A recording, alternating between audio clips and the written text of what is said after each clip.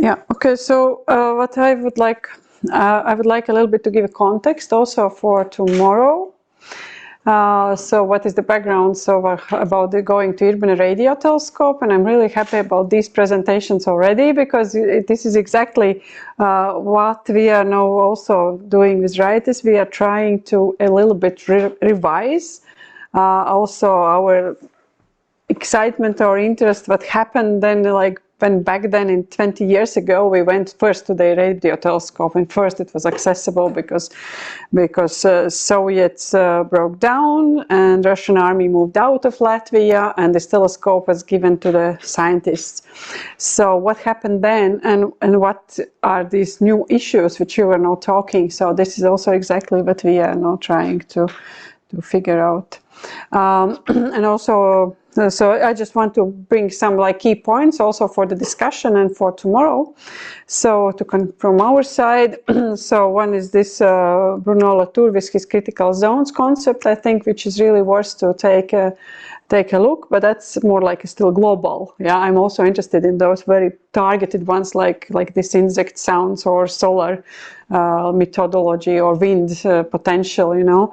But I think anyway, this is what is now happening. Actually, what we are doing now. So we are a little bit change at the moment. We contribute to changing this perspective of what is positioning the Earth as such, because from one side Bruno Latour is inviting down to the Earth, from the other side we still want, like you said, we really want to send these signals, and we still want also to somehow communicate, but also all the sustainability issues.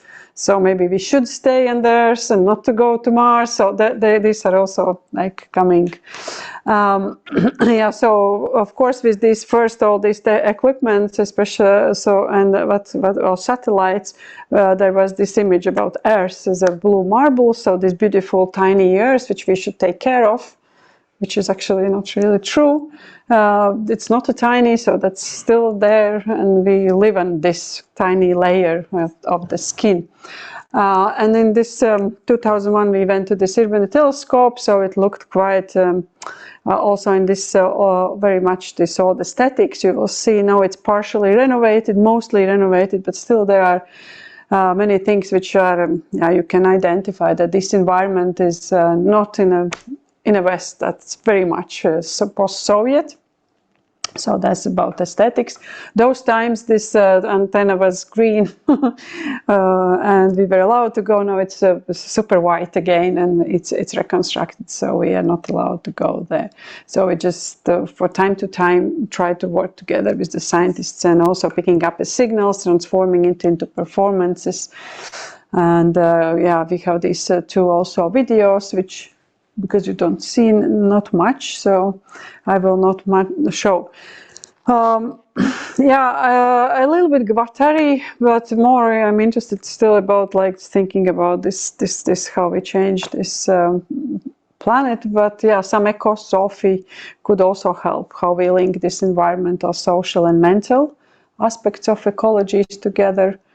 Also going into different type of ecologies, specifically exploring these post-industrial military sites. We have been working with two more.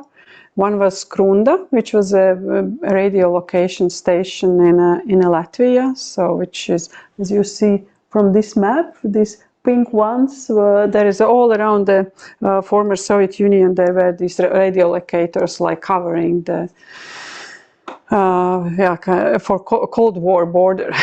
It's still there, and also a similar network around the chain around the border was also around the United States. So they were kind of spying and checking if there are some nuclear missiles or whatever shot in the air. So we also did a meta research about this project, also with the Irbene Radio Telescope, and of course Karuesta, which also has been even made into super cyborg vision by William Gibson, because he was also following Bruce. We were posting it. We were organizing this locative media workshop, and Bruce Sterling, our friend, so he was posting in his blog on Wired, and also William Gibson especially referred to this Carwoston as something very cyborgish. So where all these pieces of technologies are like kind of creating like a access to parallel augmented spaces, and all this like a myth of that, you know, like these Latvians and Russians had these alien passports for a long time, which is also quite an interesting story, which just mystified this. So all this these 3 points, they were kind of crucial also, and also how they were given when Russian army left. This is one thing. So we at the moment are collaborating with the Contemporary Arts Center of Latvia, and also working with this new project on post-Soviet military industrial ecologies. And also, so our perspective when going back after 20 years to the telescope, and we again want to go together with other artists. So that's the way how we like to do it, because it's, I think sharing is interesting. But this time I think we really would like to go back and also to discuss this. What is this planet where we live? All this, our sustainable ecological context, and what is about this tiny layer in which we live? So how much we know about it? So we know a little bit more, but actually not so much.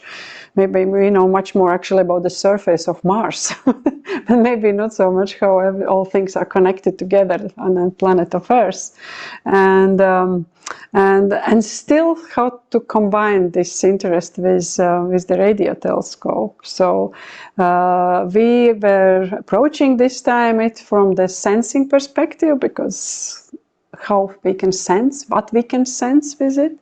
Also a little bit, like Juan was saying. So what is our technological mediation? Because maybe we really want to send these signals, maybe really want to receive them.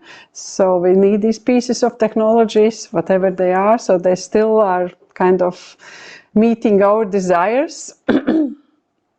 Yes, and here we go. So tomorrow, yes, there still is this village. It exactly looks like 20 years ago. Nothing much has changed. Antenna is white.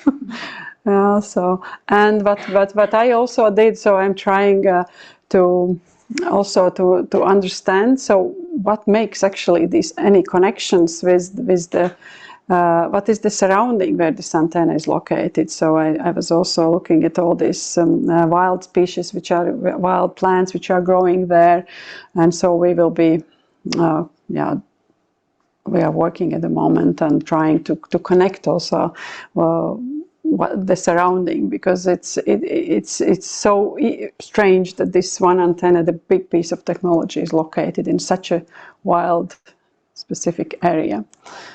So this is what we do. We currently are scanning. We are bringing it into virtual space. Let me see. Did I download?